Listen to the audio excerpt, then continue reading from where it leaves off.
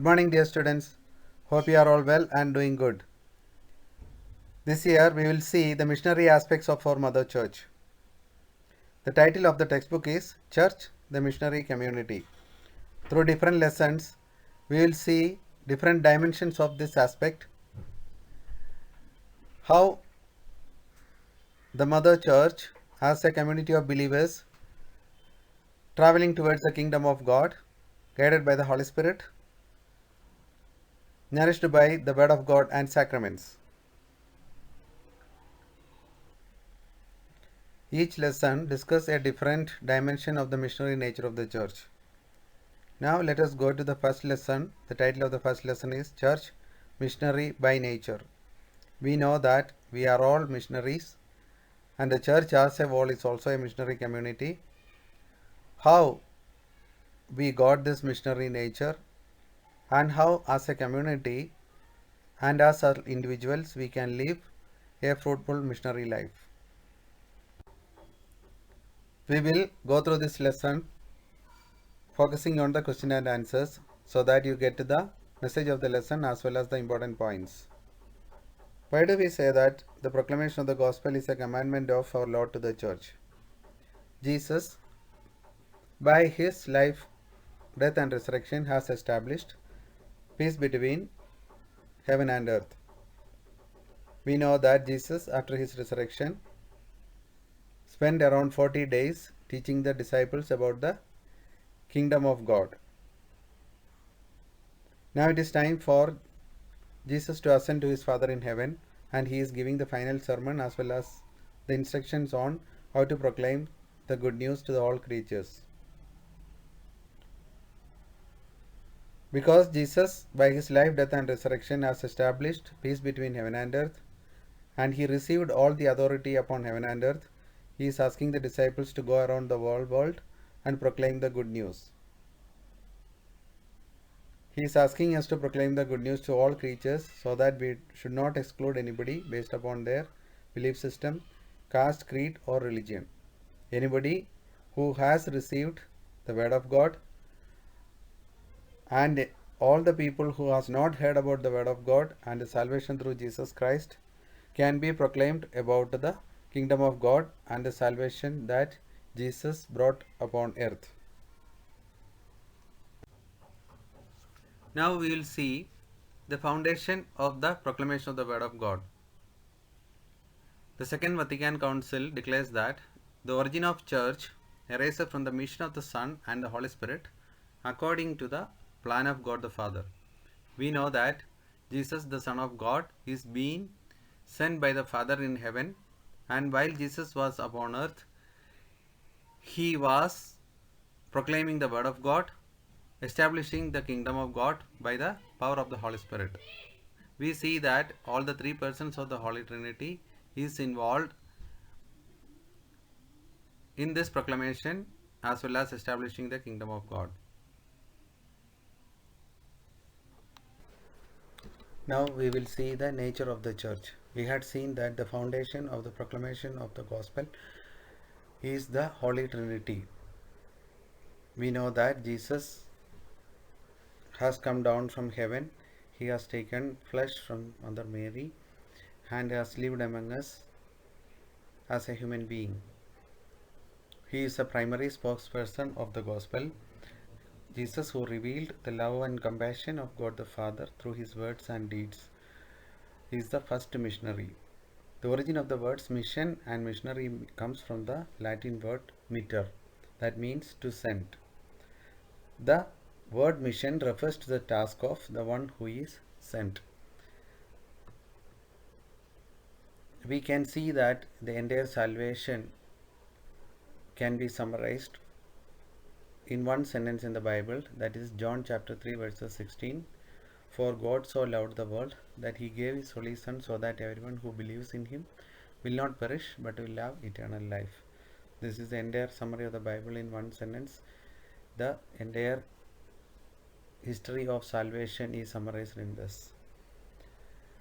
Jesus, as he was sent by the Father through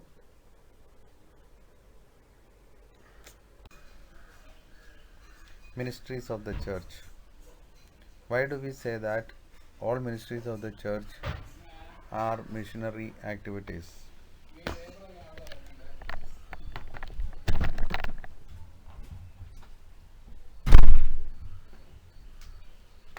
It is the vocation and duty of the church is to sanctify the people of the world, lead them as a community and make them members of the kingdom of God.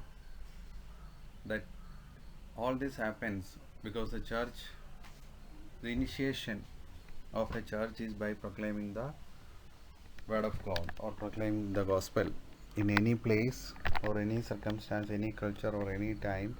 If we want to establish the church, we need to proclaim the gospel and give baptism for those who believe in the gospel and ready to accept the faith, and then administer other sacraments including confirmation and the sacrament of reconciliation and Holy Eucharist, so that the church community is established by proclamation, and through administering the sacraments the community is nourished and grown in grace of God and fellowship of the Holy Spirit.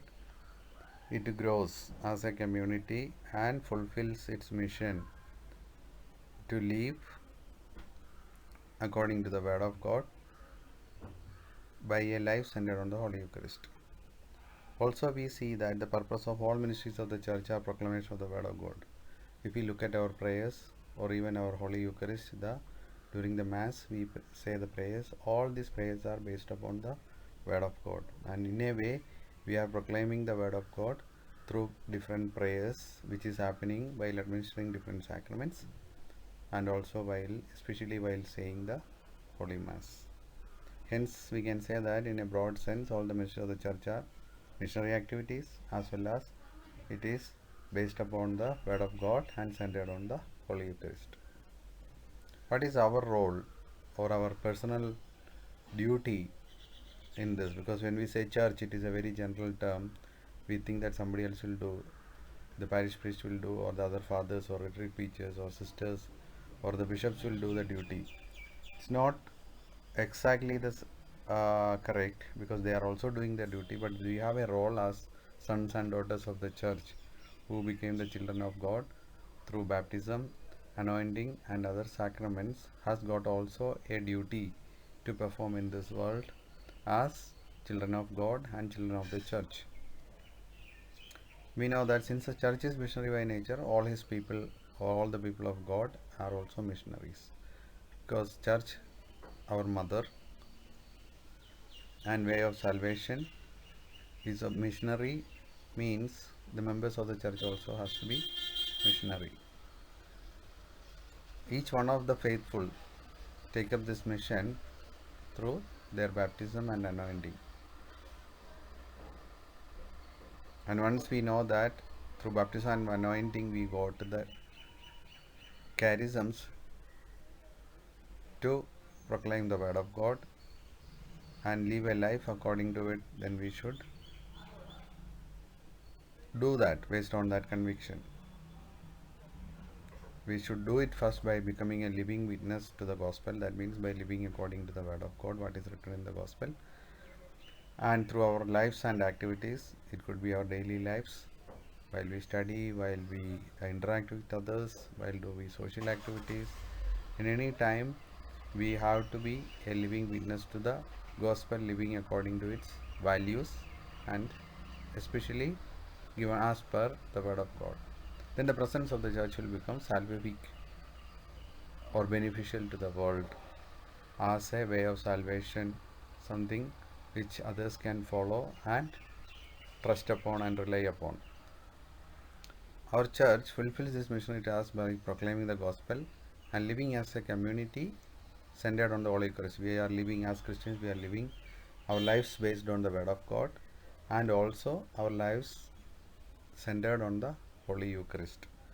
That is a Christian formula of successful living, a life based on Word of God as well as on centered on the Holy Eucharist. Then we will become successful Christians and will become living witness and will fulfill the missionary task of our lives as well as the missionary task of the church. Hope you understood all this, and I have given a summary of the lesson by walking through its introduction and by taking you through different questions and answers. And I suggest you all to go through the lesson, read as it is given in the textbook. Then if needed, copy these question and answers to a textbook, your notebook, and then study it. If you have any questions, you can reach out to me through WhatsApp, or you can call me on my cell phone also. Thank you. Have a nice week. I will continue the lesson the same way with some changes next week as well.